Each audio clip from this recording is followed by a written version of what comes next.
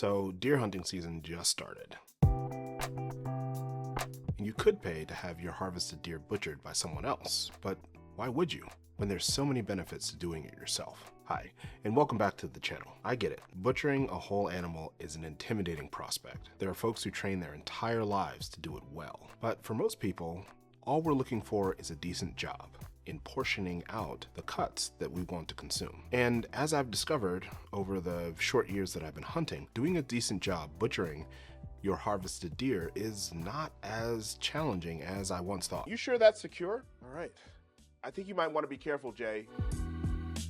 Watch yourself. I think you pulled it enough. Jay, for real, watch it. Damn! Oh. You good? Okay. I tried to tell him. But this isn't a how-to episode. If you want to watch how to do this process, check out this video. This episode is about why you would want to butcher your own harvested deer. So today I want to discuss 3 reasons why butchering your own deer is actually worth your time. Okay, so the first reason is cost. Now, I know that cost can be a multifaceted concept, right? There's the money that we shell out, there's the time that it takes to get the job done, and lots of fine details in between. If you're going to butcher your own deer, you are going to save a lot of money in doing so. Local butchers are generally not hard to find as long as you live in an area where there's a considerable amount of hunting happening. And they actually don't charge an arm and a leg to do the work, but they do charge something because butchering a whole animal is work. If you decide to butcher your own deer, you're going to save a considerable amount of money, especially if hunting is a practice that you do on a regular basis. Now, what you save in monetary cost for butchering your own deer, you're going to pay for with time.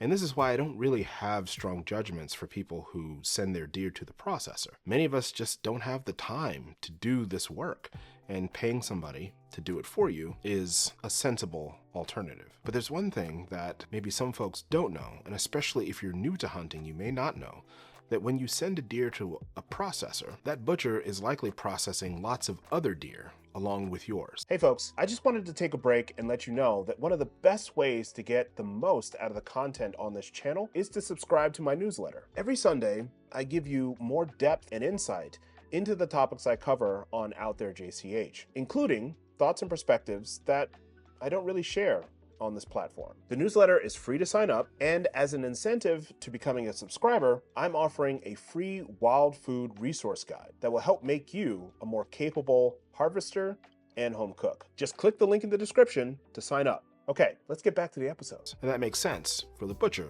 because processing one deer at a time not only is a tremendous time cost, and usually people who have the facilities to break down an entire animal have facilities to do it many times over. Now, some processors will tell you that the deer that you turn into them is the deer that you're going to get back. And I think that's the case for many of them. But there's some processors, especially if they don't mention this explicitly, who take in a bunch of deer at a particular time in the season, do the different cuts, and then redistribute that meat to the people who sent them deer. You may not be getting back your same deer. Now, maybe that's something that folks don't care about. Maybe all the same, venison is venison. But for those of you who shoot non-lead ammunition, if you have concerns about the quality of the deer that are hunted in other areas, you may not want to get back a different deer, especially if you took the time to harvest a deer from a specific area using a specific method. So send your deer to the processor. You're going to save time.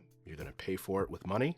And you might not get back the same deer and the same quality deer that you took to the processor. Butcher your deer at home, you're going to save money, but you are going to have to pay with your time. But as I'll explain in my next 2 reasons, that's time well spent because the knowledge that you gain and the experience that you gain is invaluable. So on to my second point, knowledge. There's just so much you can learn from processing your own harvest about the animal that you've taken, but also generally about the process of how your food is made. One of the things that I gained when I started processing my own deer was a profound respect for the profession of butchering. The first couple of times I processed my own deer, I didn't do a great job. I made some mistakes, and the cuts of meat that I wanted didn't come out as cleanly as if I had sent that animal to the processor. And so that created some downstream difficulties, and I had to spend a little bit more time processing those cuts of meat into the specific things like sausages and roasts,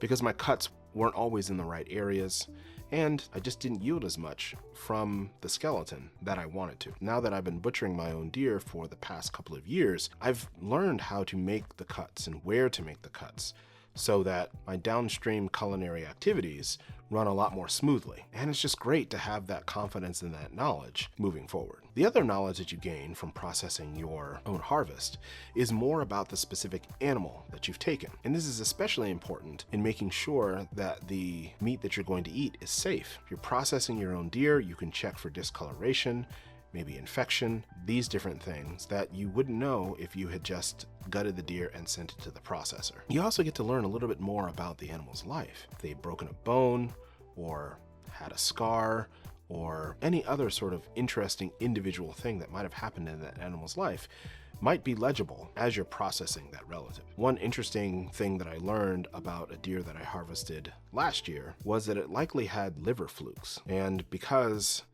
I save the heart and liver of the deers that I harvest, I took it home, and as I was processing it at home, I looked at the liver and saw several cysts on it. And that gave me pause and helped me understand what this animal was going through. And also, it brought my attention to the fact that maybe other deer in that area might have similar flukes. And if you know anything about liver flukes, they are flatworm parasites that can be transmitted to human beings through undercooked meat. And so by taking the time to look at the liver, take it home, and process it myself, I realized that any flesh that I was going to cook from this deer was going to need to be cooked to well done to avoid passing on those parasites to myself, my family, and my friends. And I simply wouldn't have known that if I had just gutted the deer in the field, left the guts there, and sent it to the processor. The other thing I like about processing your own deer is it really kind of forces you to think about what you're going to do with the animal, how you're going to prepare different dishes, what parts you might want to use for some of your favorite things to eat. It's like putting together a puzzle that you get to eat at the end.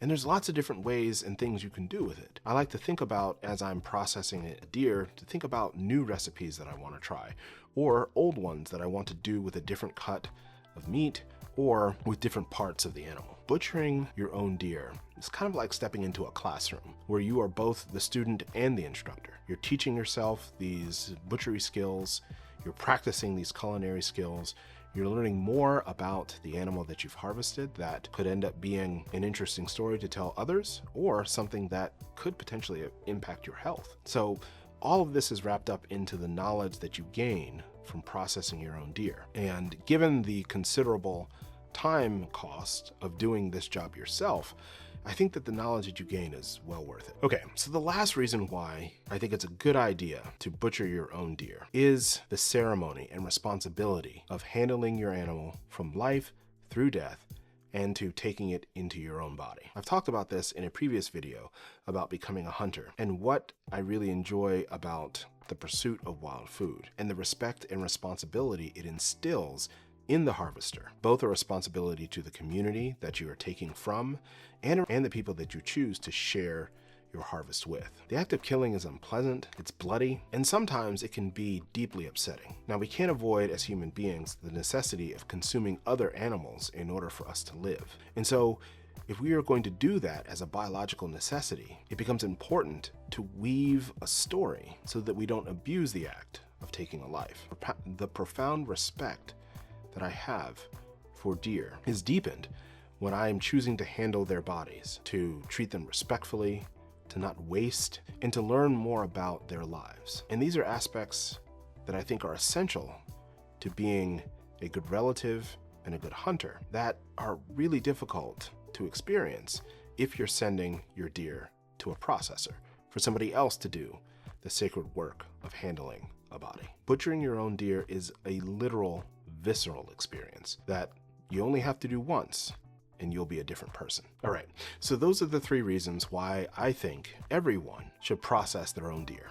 at least once. It's important to think beyond dollars and cents and give yourself an opportunity to be more self-sufficient and to practice the care and responsibility that taking a life and consuming animals requires. The best tasting venison has been the venison that I harvested, butchered, and prepared myself. Okay, that's all I have for this episode.